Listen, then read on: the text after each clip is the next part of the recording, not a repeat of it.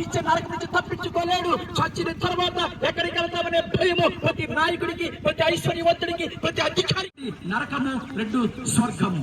మరి ఎవరు నరకానికి వెళతారు అంటే ఈ లోకంలో ఎవరైతే పాపం చేస్తారో ఆ పాపాన్ని బట్టి నరకానికి వెళ్ళాలి.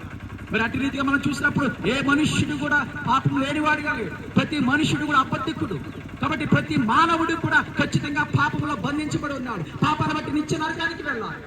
కానీ దేవుడు ఆ పాప పరిస్థితిని చూశాడు. ప్రతి మానవుడు వారి పాపాన్ని బట్టి నిత్య నరకానికి వెళ్ళాలని దేవుడే మనల్ని ప్రేమించి, మానవ జాతిని ప్రేమించి, గాలి నీరు సమస్తాన్ని మనకిచ్చి మానవుడు ఉల్లాసంగా జీవింపజేసిన ఆ దేవుడే నిత్య నరకానికి వెళ్ళకుండా మానవుడిని కాపాడడానికి, రక్షించడానికి యేసు ప్రభువుగా ఈ లోకానికి వచ్చి మానవుల పాపం కోసము ప్రాయశ్చిత్తము కొరకు ఆయన కల్వరి శిలువలో రక్తాన్ని కాచాడు. తన రక్తాన్ని చిందించడం ద్వారా, తన రక్తాన్ని చేయడం ద్వారా, బలి ఇవ్వడం ద్వారా మానవ జాతి మీద ఉన్న పాపము కొట్టివేయబడింది. ఈ రోజు మనము మన పాపాలను బట్టి నిత్య నరకానికి వెళ్ళవలసిన పని లేదు.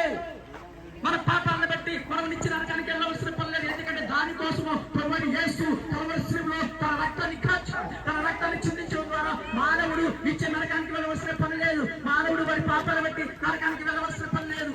దేవుడు గొప్ప కార్యం చేశాడు. ప్రజల పట్ల, మానవ జాతి పట్ల, ఈ లోకం పట్ల తన ప్రేమను చూపుతూ వచ్చాడు. తన ప్రేమను కనబరుస్తూ వచ్చాడు. ఏంటంటే మన కొరకు ఆయన తన రక్తాన్ని కాచాడు. అందుకే బైబిల్ చెప్తా ఉంది, ఎవరైతే యేసు ప్రభు నుండి విశ్వాసం ఉంచుతాడో వాడి మరణం నుండి జీవలోనికి, చీకటి నుండి వెలుగులోనికి, నరకం నుండి స్వర్గంలోనికి దాటి ఉన్నాడు. కాబట్టి ఈ రోజు నేను ఈ మాటలు వింటున్నా, నీవు చేయవలసిన పని ఏమిటంటే ఆ నుంచి నరకం నుంచి తప్పించబడాలంటే యేసుక్రీస్తునందు విశ్వాసం ఉంచడం ద్వారానే, యేసుక్రీస్తునందు విశ్వాసం ఉంచడం ద్వారా మనం అద్భుత రీతిలో స్వర్గానికి వారసులం అవుతాము. అక్కడే కాదు, ఇక్కడ కూడా శాంతి, ఆనందము, సంతోషాన్ని దేవుడు మనకి ఇస్తాడు. ఈ మాటలు వింటున్న మీరు అందరూ కూడా దయచేసి మీరు హృదయాలు తెరిచి యేసుక్రీస్తునందు విశ్వాసం ఉంచి ఈ ఆశీర్వాదాన్ని పొందుకోవాలని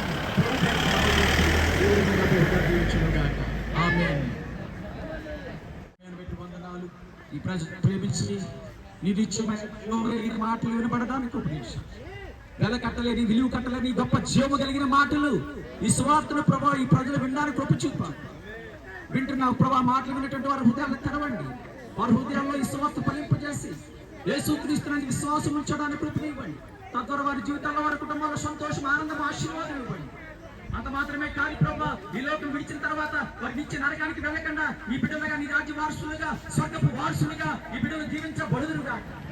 అట్టి కుటుంబాలకు దయచేసి వారి కష్టాన్ని ఆశీర్వదించండి. వారి కుటుంబాల్లో ఉన్న ప్రతి అవసరం తీర్చండి. సమాధానం, నెమ్మది ఇవ్వండి.